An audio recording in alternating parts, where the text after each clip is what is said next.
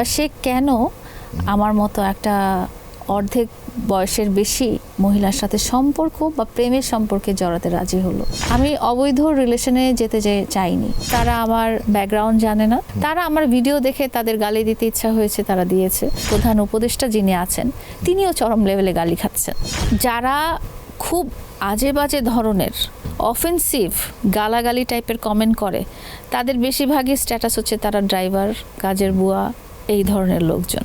তারা আমাকে পার্সোনালি চিনেও না, তাদের কোনো এডুকেশন ব্যাকগ্রাউন্ডও নাই, তাদের কোনো ফ্যামিলি স্ট্যাটাসও নাই, তারা হয়তো একটা ভালো বাসা নিয়ে থাকতেও পারছে না।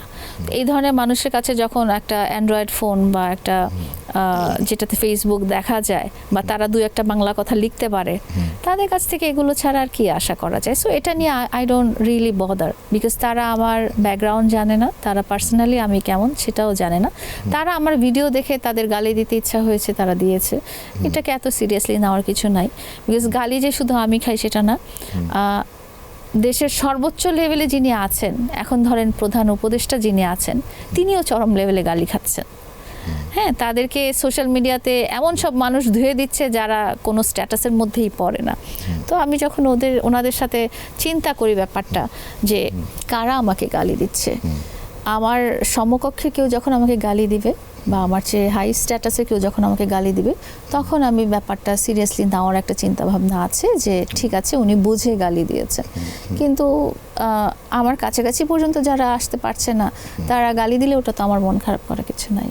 প্রথম কথা, আমি আপনাকে একটা কথা বলেছি, সেটা হচ্ছে যে মামুনের সাথে যখন থেকে আমার পরিচয়, তখন থেকে কিন্তু ম্যাচুরিটি লেভেলের ওর কোনো অভাব ছিল না। এই কথাটাই আমি ফার্স্টেই বলেছি। না হলে ওর সাথে কিন্তু আমার বন্ধুত্বই হতো না। বন্ধুত্ব কিন্তু সমান সমান লেভেলের মানুষের সাথে হয়।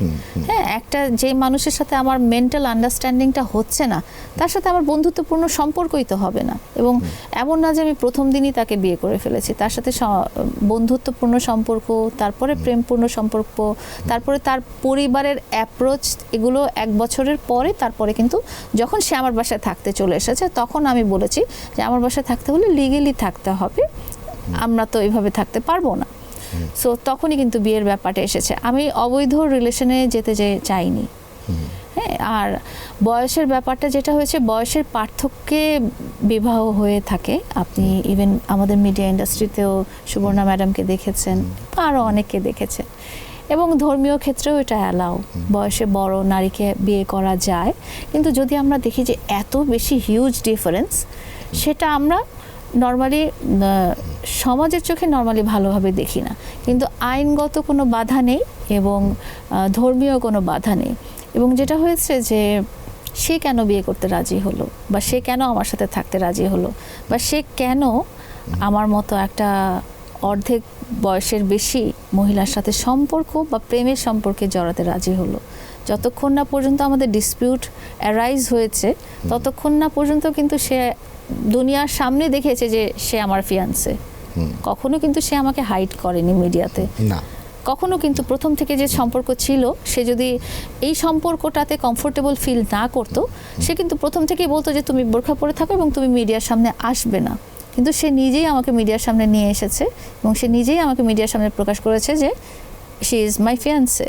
হ্যাঁ, তো এখানে যে শুধু আমারই একটা ব্যাপার ছিল যে আমি কিভাবে মেনে নিলাম বা আমি মানতাম কিনা, এখানে আমার যে বড় চ্যালেঞ্জটা কিন্তু তার পাওনা ছিল, কারণ সে তার লাইফটা আরও পড়ে আছে এবং তার পাশে কিন্তু তার ফ্যামিলি সাপোর্ট করেছে।